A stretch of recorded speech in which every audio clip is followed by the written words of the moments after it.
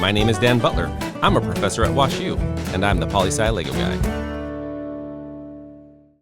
The Supreme Court has the power of judicial review. This allows the court to review actions by government officials and cancel them if they conflict with existing laws or the Constitution. Debates about judicial review are often framed as a trade-off between judicial activism versus judicial restraint.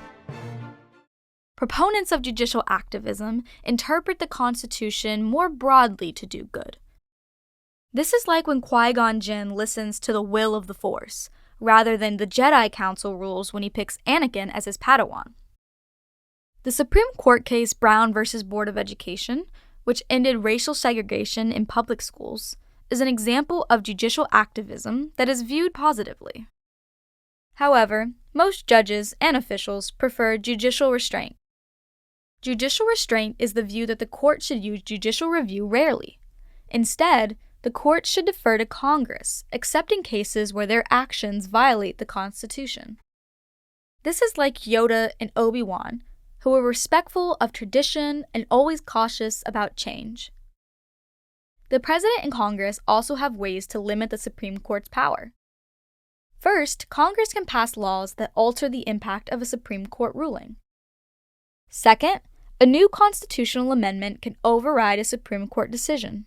For example, the 16th Amendment allowed the government to collect income tax after a court case had made that difficult to do so.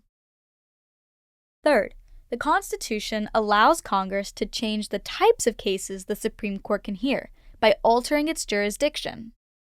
Fourth, the President can appoint justices, which can affect the court's ideological balance.